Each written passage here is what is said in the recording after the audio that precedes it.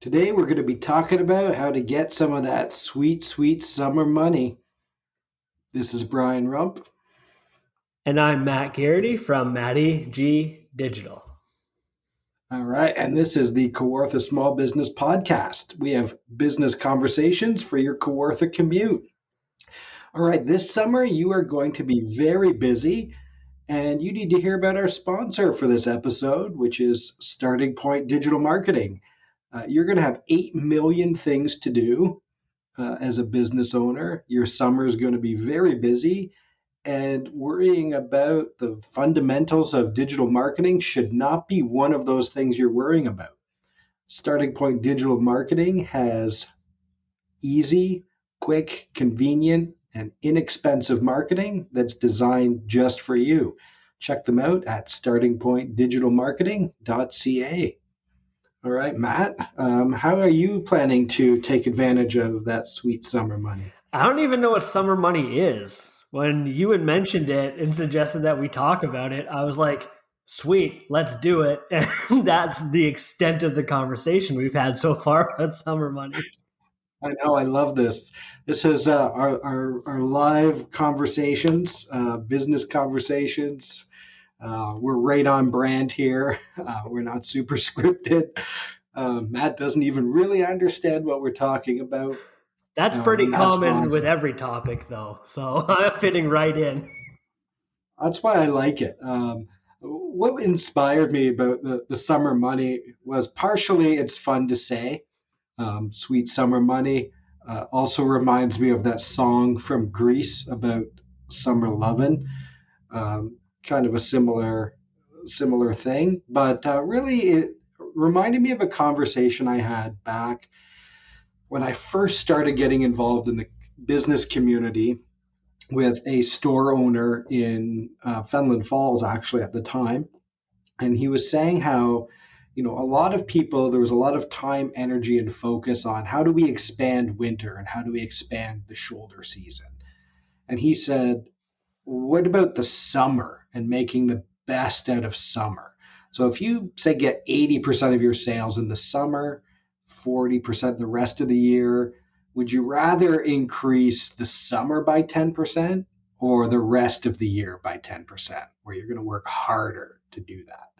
So my concept for the episode was really about how do we, make the summer better, because we're going to be busy probably. Most businesses, Canada's very seasonal. There's some businesses where people take off in the summer and business slows down, and others where that's the time to sort of make your money. That's a great point. I think it's a waste of energy to be focusing your time and your energy on trying to make yourself better at the things you're not good at or terrible at. And I think you should be spending a lot more of your time on improving the things that you're already good at, but just making yourself even more efficient and better at them. So this makes perfect sense to me. Yeah, so when we have, we're in the Kawarthas, Peterborough Kawarthas, in the summertime, I know that depending on the year, there could be, restrictions, lockdowns. That aside, or even that included, the activity is going to be up. People are going to be out enjoying summer more. They're going to be traveling more, um, especially if there's going to be international travel restrictions for a while, or people maybe just aren't planning those trips. They're going to be just active more in the Kawarthas. So you have a huge opportunity to capture a higher volume of customers. You have the opportunity to get them into your store or into your business more often. And you have the opportunity to, try to sell them some more stuff. Some people might have a bit more money, that they usually spend on vacations. Some people might just be starved for going out and doing stuff. So you want to be able to be ready and to take advantage of that.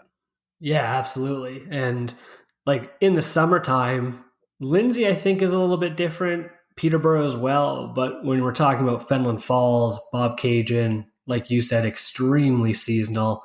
I've heard stories, as you probably have too, of the business owners in those areas. A lot of them closed down for the year. A lot of them are still open, and they say they're just extremely quiet. I don't know if this is the conversation for right now, but I'm convinced that in some of those cases, when they're really quiet, that's a marketing issue. I just started working with a pretty large retailer up in Bobcaygeon, and they're telling me all the brands that they carry, and those brands are good year round, winter as well. And I was just thinking, this is just literally a marketing issue where people don't really know that this is available that close to them right around the corner in the Kawarthas, where they can easily get it online or they can easily drive down to like Oshawa to the mall, for instance, but just a marketing issue in certain cases. And I think that's sort of the case with the summer money stuff as well, where we're focusing all of our attention on a season that's going to be really good for us in those areas like summer, because people are coming from all over the place to Fenland. They're coming all over the place to Bobcaygeon. And you can liken it to referral and word of mouth business. It's going to happen. You cannot do anything, and people in those areas are probably just going to walk into your store if you've got something. You're going to get some of that. They just happen to be walking by, and that we shouldn't confuse that with intentional marketing. So you're going to get some of that, but I always say, like, imagine if people knew you existed and were going to come there, or they knew there was lots of places for them to go. I know you mentioned, Lindsay might be a bit more consistent year round, but, it should be busier in the summer, but I don't know if people know to go there, when they're traveling around. Lindsay's great. I mean, there's no reason not to come wander around downtown Lindsay on a day in the summertime. So, there's opportunity there. So when we look at, again, we're looking at fighting in the margins. So, margins in, economics, we talk about one more. So, marginal sales are those extra little sales. Marginal profits are, the profits off the next sale. So when so much of our business is relied on in the busy summer, those marginal sales make a huge difference to our bottom line. So, the difference between being really profitable and not profitable is, extra effort in the summer. So this is where our marketing makes a big difference, where being intentional and capturing those people and bringing them in really helps. So that's really critical to do that. This is a marketing episode in disguise, because it is really about that marketing. I think most of our podcasts are marketing podcasts in disguise for the most part, but marketing is everything. Yeah, that's true. I think, what else do you think people should be focusing their attention on to maximize summer money besides marketing? I don't know if we want to get too much into the marketing conversation. Like we just said, like, people might be nauseous because that's all I ever resort to. But what else do you think people could be focusing attention on to like emphasize that summer money? Well, I think it still is marketing, but in the parts of the marketing mix that are often forgot. So your products. So really looking at and streamlining your products offerings, why they're compelling to people in the summertime. Do you need to add, depending on your business, more variety, less variety? Trying to get in the minds of who are those customers. All sales is about solving a problem, making someone's life better. So in the Kawarthas, we get a lot of, there's, day visitors. There's people who have rented a cottage. There's visitors to a cottage. A lot of it's around cottages and boating. So to spend money, you have to not be at the cottage and not be on the boat. So you have to make someone's life better leaving the cottage. And I don't know about you, but my life's pretty good when I'm at a cottage. Like, I could sit and read and drink coffee at a cottage like nobody else I know. So I need to know, hey, I'm here for a week. Like, let's go spend a day in this town or let's venture out and do this. So, but for me, why would I do that? So, get in my head and also get in on my screen or somewhere to let me know that you are there so that you're offering me something that is going to help make my life better at the cottage, help me remember that trip, help me enjoy it more, make me want to come back next year. So, those are the things we need to look at. So, really looking at it could be our product, just our product offering.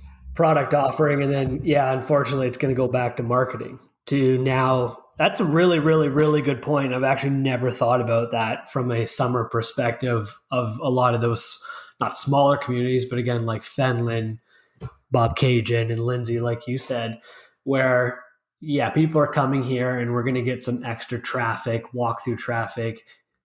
That's unintentional, but how do we capitalize on that? How do we make it more of a destination for those people that are not wanting to shop? Like they're coming out of the city or out of their homes to get away. And that usually doesn't mean shopping. Means to be probably reclusive for a couple days and minimize Yeah, the for amount. some people, yeah, there are your targets. There are the extroverts who they want to spend some time on the beach, but then the rest of the time, they might be the aggressive shoppers. Or another person put it great to me. It's like if you have someone visiting your cottage, you love to show off your town or the things that you like. So, how as a business are you on that must see list? Like, hey, we have to go to town, we have to go to these 5 stores and shop, and we have to go get lunch here, type of thing. But you have to be compelling enough for them to maybe not be on the boat all day because they might prefer those types of activities. Yeah, absolutely. You know what? This is just a marketing conversation, though, because that still all goes back to having your marketing set up to tell people the great things that you offer because people aren't coming from out of town jumping into downtown Lindsay and like asking people on the street, where's the best place to go to eat? Or where's the best place for ice cream or the best place for coffee? Like, you need to tell these people ahead of time and make it appealing. Like, hey, we've got this type of coffee. We've got this type of ice cream that's so unique. We've got this incredible dining experience that if you have to drive a couple hours to spend your vacation, that you are going to be regretful if you don't come into our restaurant and experience this or try this product that's extremely unique to this area. We have to be telling people this. And it goes back to marketing. And I'm going to now get so mad again, like I normally do with my rants, where you find so much stuff right now is just shop local and support local. Like, that's not telling people to anything unique and interesting about you. It's not giving them a reason to get up from their cottage, from their boat, walk to your restaurant or go to your store and shop something. Like, that's a benefit of real estate. Like, hey, it's cool that I live in this town and I live close to a good experience. But if I'm just shopping local all the time, or like that's the big push, I would go to my gas station to eat because it's literally the closest thing to my home. So, like, we need to be telling these people that don't know anything about this community, that aren't going to have the time to build rapport with its citizens and community to find out like these little hidden gems. We need to tell them, like, this is what we offer. This is really cool. If you come here and you don't have this, you're going to regret it. And here's why. Oh yeah, and I think too, like you're still marketing to, hey, bring your friends here. So there is still a bit of a year-round thing. It's also that opportunity to discover it. I hear stories all the time.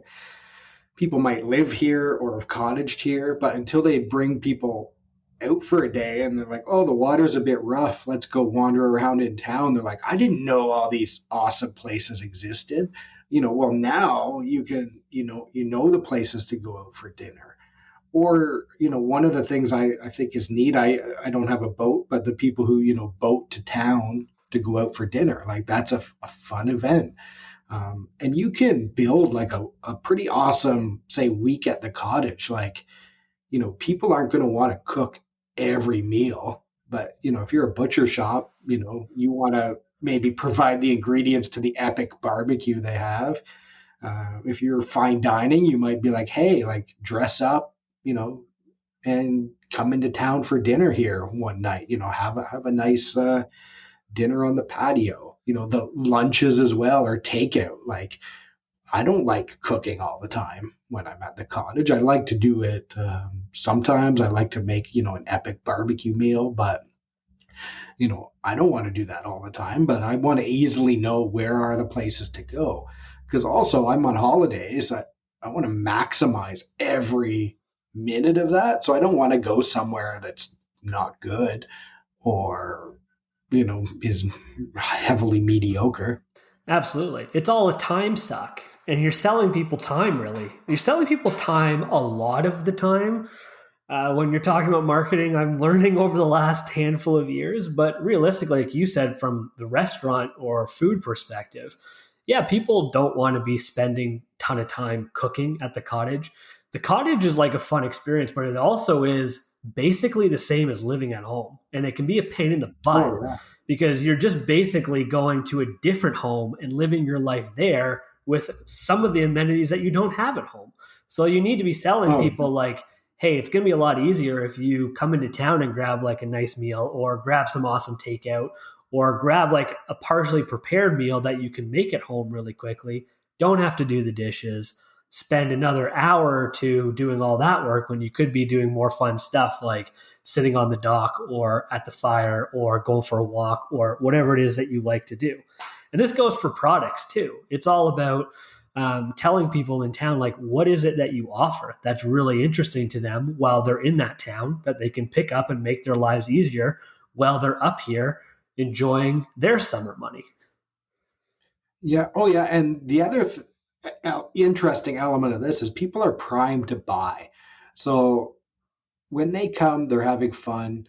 Behavioral economics tells us they don't make the best decisions when they're aroused.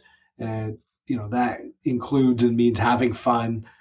So you're out, it's summer, you're having fun. So you're more open to those impulse purchases. You're more open to like buying something that's maybe a bit more fun than usual. You're probably going to overspend a bit.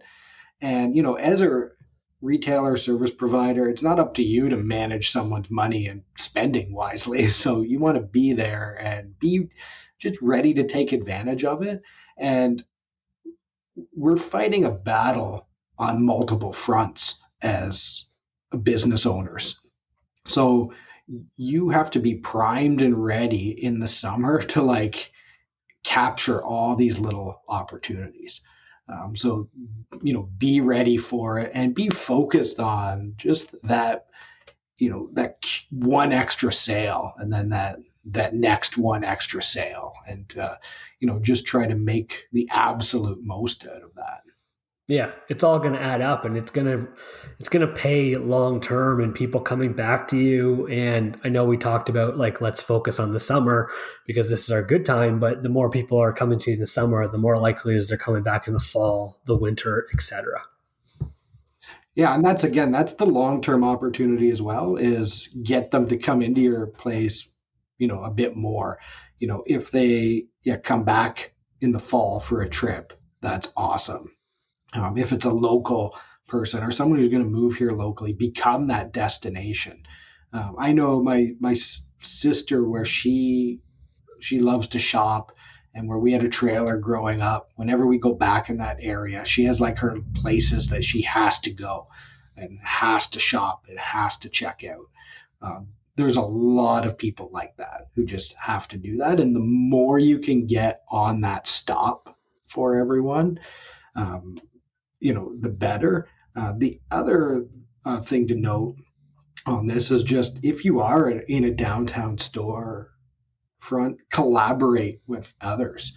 You know, I see it sometimes, but it probably could happen more. But, create that block of at marketers to just bring more people in and down to your shops and create that market so that people know, hey, I'm going to go to, you know, downtown Lindsay or downtown Peterborough, and they know that there's going to be a critical mass of different things to check out.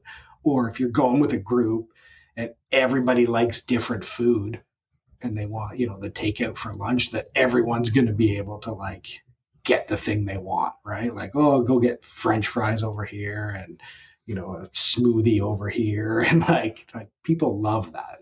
Right on. Absolutely. Awesome. All right. Well, I think that sounds like a good power pack conversation to me.